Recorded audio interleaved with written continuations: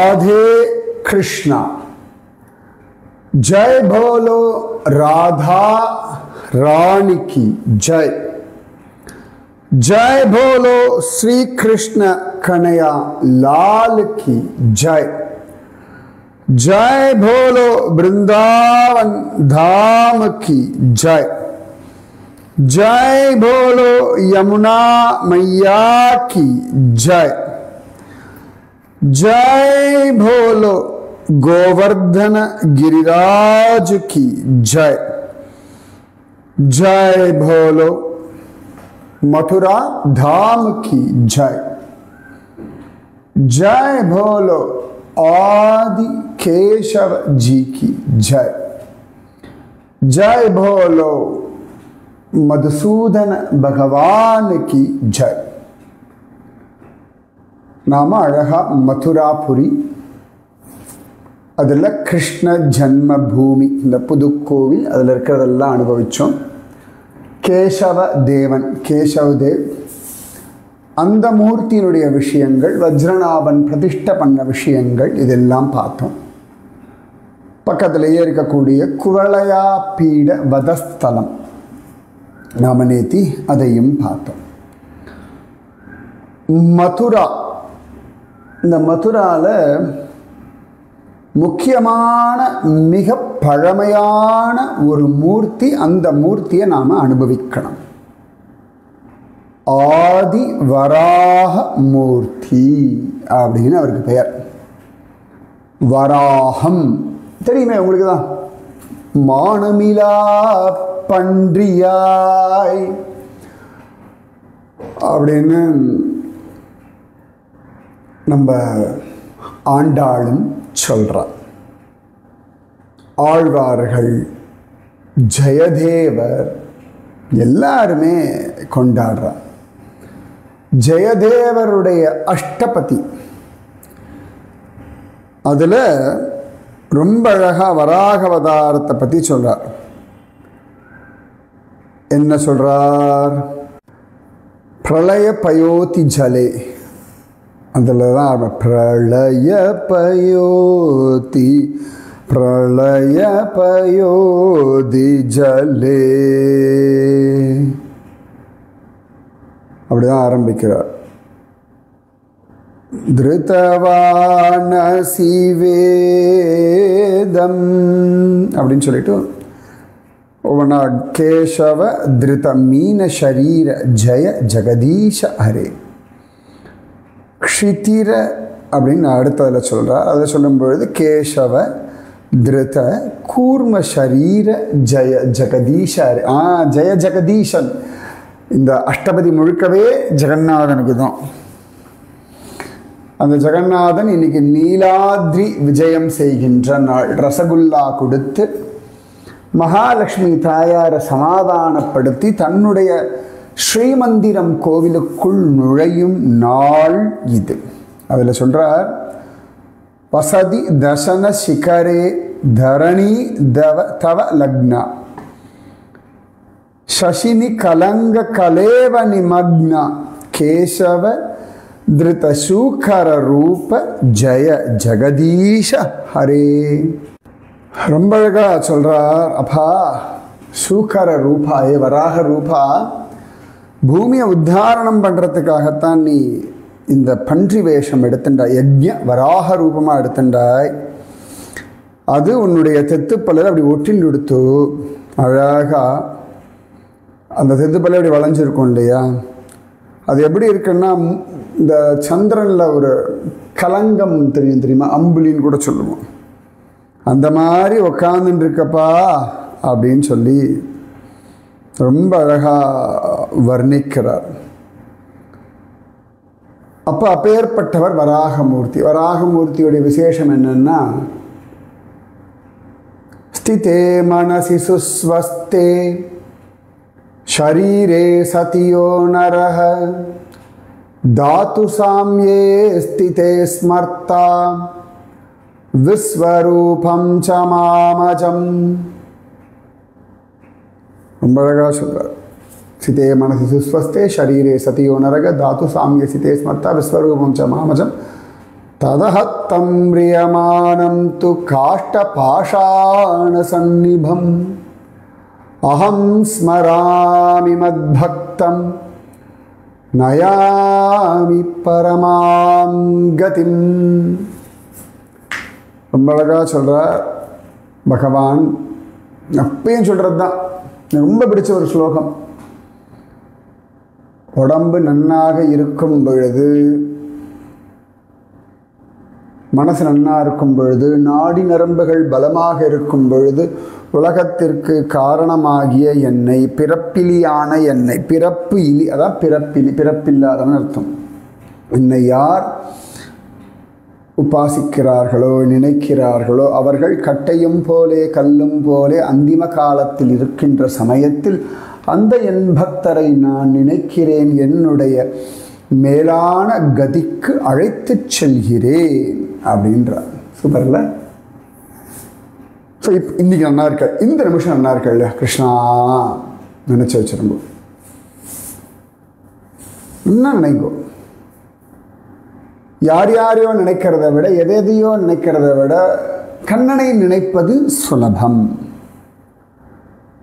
ஜய ஜகதீஷ ஹரே ஹரே முகுந்தா ஜய ஜகதீஷ ஹரே.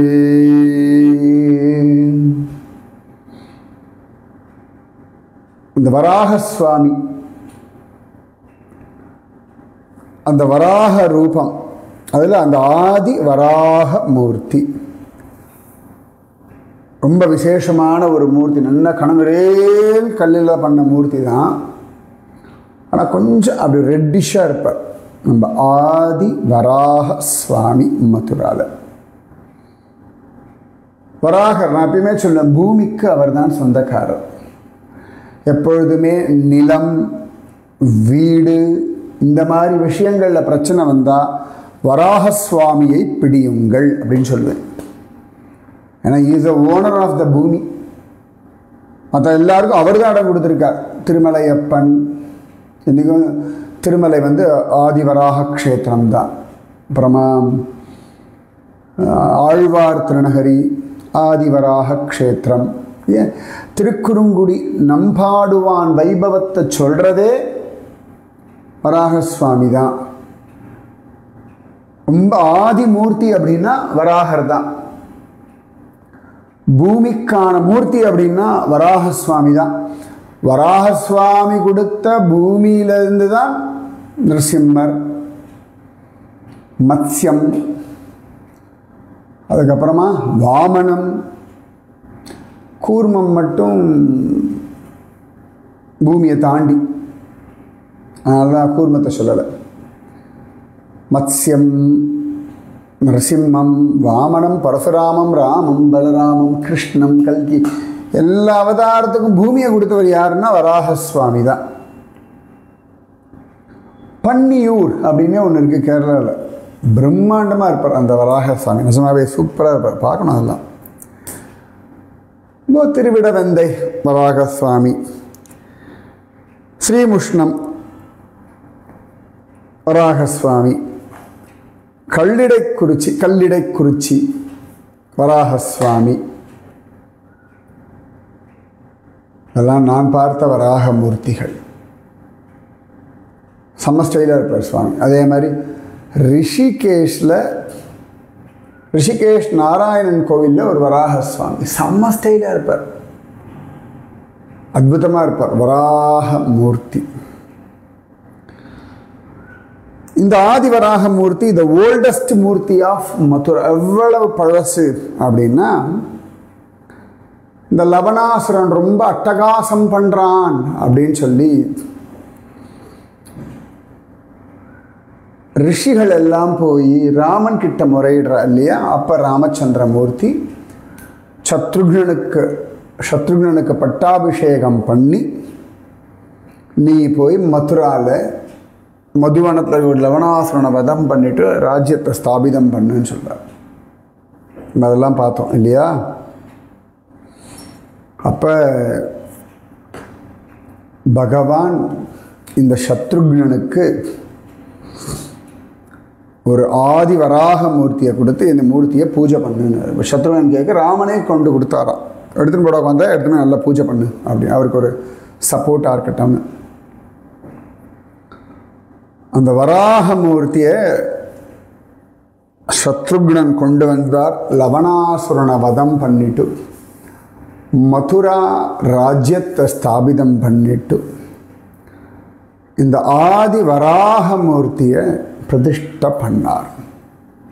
என்ன தெரியுமா அதிசயம்? இந்த வராக மூர்த்தி எங்கிருந்து வந்தார் அப்படின்னா, சத்தியயுகத்தில் கபிலாச்சாரியார் பூஜை பண்ணிட்டு இருந்தார் இந்த ஆதி வராக சுவாமி. யார் கபிலாச்சாரியார்? கர்தம பிரஜாபதி, தேவஹூதி இவர்களுடைய உள்ள கபிலாச்சாரியார். கபிலாச்சாரியார் பிறந்த இடம்தான் மாத்ருகயா. அகமதாபாத்லேருந்து ஒரு 2 மணி நேரம் ட்ராவல் பண்ணால் மாத்ருகயா போயிடலாம். மேக்ஸிமம் 3 மணி நேரம் வச்சுக்கோங்களேன். கபிலாச்சாரியார் அவர் பூஜை பண்ண ஆதிவராக. ஒரு காலகட்டத்தில் இந்திரன் இந்த வராகமூர்த்தியை பார்த்து ரொம்ப ஆசைப்பட்டு கபிலாச்சாரியாருடைய அனுமதியோட ஸ்வர்கலோகத்துக்கு எடுத்துட்டு போய் அங்கே வச்சு கொஞ்ச நாள் அழகாக பூஜை பண்ணிட்டு இருந்தான். கொஞ்ச நாள்னா தேவர்கள் வருஷத்தில், நம்மளுடைய ஒரு வருஷன்றது தேவர்களுக்கு ஒரு நாள். அப்போ எத்தனை வருஷம்னு தெரியல. அவன் கொஞ்ச நாள் வச்சு அழகாக பூஜை பண்ணிட்டு இருந்தான். ராவணன் ஸ்வர்கலோகத்து மேலே படையெடுத்து வந்து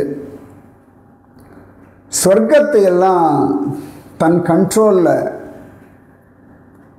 கொண்டு வந்த பொழுது அங்கிருந்து இந்த ஆதிவராக சுவாமியை நேர லங்கையில் கொண்டு வந்து வச்சுட்டான். கபிலாச்சாரியார் பூஜை பண்ண வராக சுவாமி அங்கிருந்து இந்திரன் கொண்டு போய் சொர்க்கத்தில் பூஜை பண்ணி இந்திரனை ஜெயிச்ச ராவணன் அந்த வராக சுவாமியை லங்கைக்கு கொண்டு வந்தான். அதன் பிறகு ராவண யுத்தத்தில் ராமச்சந்திரமூர்த்தி ஜெயிச்சார். அப்போ ராமச்சந்திரமூர்த்தி இந்த ஆதிவராக சுவாமியை லங்கையிலிருந்து அயோத்தியாவுக்கு கொண்டு வந்தார். அயோத்தியாவில் ராமச்சந்திரமூர்த்தி பூஜை பண்ணிட்டு இருந்தார். அந்த மூர்த்தியை தான் சத்ருகன் கிட்ட கொடுத்துட்டு போய் மதுவனத்தில் போய் லவணாசுரனை வதம் செய்வாய் அப்படின்னு சொல்லி அனுப்பினார். அந்த ஆதிவராக மூர்த்தி தான் மதுராவில் இருக்கக்கூடிய ஆதிவராக மூர்த்தி. சூப்பர்ல. எங்கேருந்து பாருங்க, கபிலாச்சாரியார் பூஜை பண்ண ஆதிவராகர், அப்புறம் இந்திரன் சொர்க்கலோகத்தில் கொண்டு போய் அவன் பூஜை பண்ண ஆதிவராகர், இந்திரனை ஜெயிச்ச ராவணன்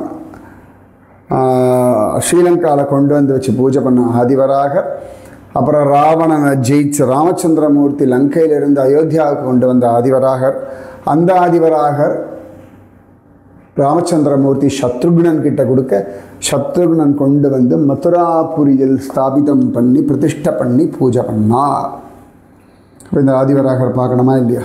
சூப்பராக இருப்பார். நான் இது வரைக்கும் 1 தடவையோ 2 தடவையோ சில பேர் ஐஷன்ட்டு போய் காட்டியிருக்கேன் இந்த வராகரை. அவ்வளோதான். நிறைய சந்தர்ப்பங்களில் அந்த ஆதிவராகர் நான் ஐஷன் போய் காட்டினதில் நான் சொன்ன சமயம் இருக்காது. ஒரு தடவை எக்ஸ்க்ளூசிவாக மதுரா மட்டும் ரிலாக்ஸ்டாக பார்த்தோம். அப்போ தான் ஐஷன்ட்டு போக முடிஞ்சது. அவ்வளவு சிரேஷ்டம் இந்த அதுரா ஆதிவராகர். அந்த இடத்துக்கு பேர் சாக்குரி வட்டேஸ்வரா அப்படின்னு பெயர். சாக்குரி சூக்கரா அப்படின்னா வராகமூர்த்தி. ஸோ அவருடைய இடம். அதனால் சாக்குரி வராகேஸ்வரா, சாக்குரி வட்டேஸ்வரா அப்படின்னு அவருக்கு பெயர். இந்த வராக சுவாமி இதேமேல் இருக்கும் கோவில். பெரிய கூட்டம் எல்லாம் இருக்காது. யாரோ தெரிஞ்சவா சில பேர் தான் இந்த வராகரை பார்க்க போவார்கள். ஆச்சா, இந்த ஆதி வராகர் அவ்வளோ விசேஷம். இந்த ஆதி வராகர் பக்கத்திலே இன்னொரு வராகர் இருக்கார். அவர் பேர் ஸ்வேத வராகர் அப்படின்னு பெயர். இவர் ஆதிவராகர் ஸ்வயம்புவ மன்வந்தரத்திலே வந்த வராகசுவாமி. வராகர் எங்க இருந்து தெரியுமா? அந்த பிரம்மதேவருடைய மூக்கிலிருந்து குதிச்ச ஒருத்தர். பிரம்மதேவர் பார்த்து கொண்டிருக்கும் பொழுதே கட்டை விரலாகி அது பிறகு அவ்வளோ பெரிய ரூபம் ஆயிட்டார். எவ்வளோ பெரிய ரூபம்னா அவர் பூமியை உத்தாரணம் பண்ணும் பொழுது அந்த தெற்றுப்பல் அவருடைய வைல்டு போருக்கு பல் இப்படி வேற வளைஞ்சிருக்கும் இல்லையா, அதில் ஒரு கடுகு மாதிரி ஓட்டின்னு இருந்தாலும் இந்த பூமி. இன்றைக்கி வட இந்தியாவில் போய் பார்த்தோம்னா வராக சுவாமி தன் இடது கையை அப்படி தூக்கிட்டு இருப்பார். அந்த இடது கையுடைய தோளில் தான் பூமாதேவி உட்கார்ந்துட்டு இருப்பார். செம்ம ஸ்டைலாக இருப்பார். திருவிடவந்தையில் ரொம்ப அழகாக இருப்பார் வராகமூர்த்தி சுவாமி. தேவியை பிடிச்சிருக்கிறது அழகு. நிஜமாக வராகர் ரொம்ப ஆச்சரியமான ஒரு மூர்த்தி. எல்லாரும் என்ன நம்ம ட்ரிவாண்ட்ரம் வராகரை விட்டுட்டானே. ட்ரிவாண்ட்ரத்தில் வராகருக்குன்னே ஒரு தனி கூட்டம் உண்டு. ஸ்ரீவராகம்னு பேர். அங்கே பின்கோடு எழுதுறவா அந்த தெரு அந்த லொக்கேஷன் பேரே ஸ்ரீவராகம். ஸ்ரீபத்மநாபம்னு இல்லை, ஊர் பேர் திருவனந்தபுரம். ஆனால் ஸ்ரீவராகம் அப்படின்னு பெயர். அந்த இவ்வளோ பெரிய குளம் தெரியுமா ஸ்ரீவராகம். அந்த வராகர் ரொம்ப மகளமாக இருப்பார். நம்ம திருவனந்தபுரம் வராகர் பிரம்மதேவனுடைய மூக்கிலிருந்து வந்த அவதாரம் யஜ்ஞவராகமூர்த்தி. இந்த ஆதி வராகமூர்த்தி சொல்றாங்க. பக்கத்தில் ஸ்வேத வராகமூர்த்தி, வெள்ளப்பண்ணின்னு சொல்லுவோம் இல்லையா. ஸ்வேத வராகம் நம்ம சொல்லுவோம். ஸ்வேத வராக கல்பே வைவஸ்வத மன்வந்தரே அப்படின்னு இல்லையா. இந்த ஸ்வேத வராக கல்பம் அப்படின்னா இந்த ஸ்வேத வராக அவதார காலம். நான் இன்றைக்கும் சொல்லுவேன், இந்த ஹாங்காங் இதெல்லாம் போனோம், நிறைய இந்த பன்றி சாப்பிடுவாள். எல்லா இடத்துலையும் இந்த வெள்ளை பண்ணி தொங்க விட்டுருப்பா. நான் சொன்னேன் ஸ்வேத வராக கல்பே அப்படின்னா ஹாங்காங்கில் வீதிகளில் போனால் தெரியும். ஐ திங்க் ஜப்பான்லேயும் பார்த்துருக்கேன், பட் ஹாங்காங்கில் நிறைய பார்த்தேன் ஸ்வேத வராக கல்பம்.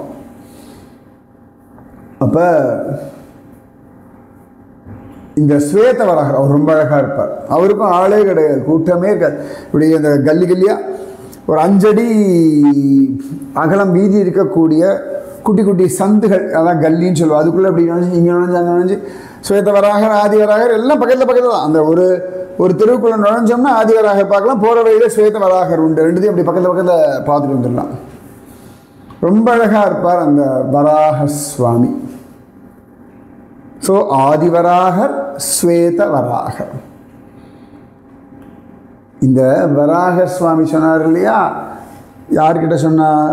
பூமி பிராட்டி கிட்ட சொன்னார். என்னை யார் நினைக்கிறார்களோன்னார் இல்லையா. அப்போ எல்லாரும் நினைக்க வைக்கணும்னு காத்துட்டு இருந்தாளாம் பூதேவி ரொம்ப நாளாக. சுவாமி அப்புறம் பார்க்கலான்னு காத்துட்டு இருந்தார். ஏன்னா பூமி கேட்டுட்டே இருக்காள், நச்சரிச்சு உனக்கு ஒரு சான்ஸ் கொடுங்க, நான் பூமியில் போய் நீங்கள் சொன்ன ரகசியத்தை சொல்லணும். அப்போ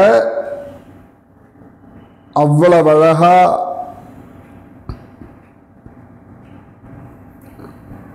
அந்த பூமி பிராட்டி தான் நம்ம ஆண்டாள் குட்டியாக வந்துருத்து, செல்லக்குட்டி. அந்த செல்லக்குட்டி நமக்கு எல்லாருக்கும் வராக சுவாமி சொன்ன அந்த ரகசியத்தை தான் திருப்பாவையாக சொன்னாள். வாயினால் பாடி மனத்தினால் சிந்திக்க அப்படின்னு அவ தான் சொன்னான். வையத்து வாழ்வீர்கள் நீங்காத செல்வம் நிறைந்து தீயினில் தூசாகும் செப்பு அறிவொன்றுமில்லாதாய் குலத்து உந்தன்னை சிறுவேர் அழைத்தனமும் சீரியருளாதே இறைவா. இப்படி எல்லாம் குழந்தை வராக சுவாமி சொன்ன ரகசியங்களை நமக்கு புரியும்படியாக சொல்லி கொடுத்துட்டார். புரிஞ்சுதோ? ஸோ மதுராவில் பார்க்க வேண்டிய முக்கியமான கோவில்களில் இவை தான் ரொம்ப பிராச்சீனதும். ஆதி வராக சுவாமி ப்ளஸ் ஒன்று வாங்கினா ஒன்று ஃப்ரீ மாதிரி. ஆதி வராகரை பார்க்க போனால் பக்கத்துலேயே ஸ்வேத வராக மூர்த்தி. சூப்பர்ல. ராதே கிருஷ்ணா. அந்த ஸ்வேதவராகரும் ஆதிவராகரும் உங்கள் குடும்பத்திற்கு சமாதானம், சாந்தி, நிம்மதி, பக்தி, திருப்தி, ஞானம், ஐஸ்வர்யம், தேஜஸ், ஆயுர், ஆரோக்கிய, ஐஸ்வர்யம் எல்லாம் பூரணமாக தரட்டும். ராதே கிருஷ்ணா. ராதே கிருஷ்ணா கிருஷ்ணா ராதே, ராதே கிருஷ்ணா கிருஷ்ணா ராதே, ராதே கிருஷ்ணா கிருஷ்ணா ராதே, ராதே கிருஷ்ணா கிருஷ்ணா ராதே. जय बोलो राधा रानी की जय. जय बोलो श्री कृष्ण कन्हैया लाल की जय. जय बोलो वृंदावन धाम की जय. जय बोलो यमुना मैया की जय. जय बोलो गोवर्धन गिरिराज की जय. जय बोलो मथुरा धाम की जय. जय बोलो आदिवराह स्वामी की जय. जय बोलो श्वेतवराह स्वामी की जय. राधे कृष्ण.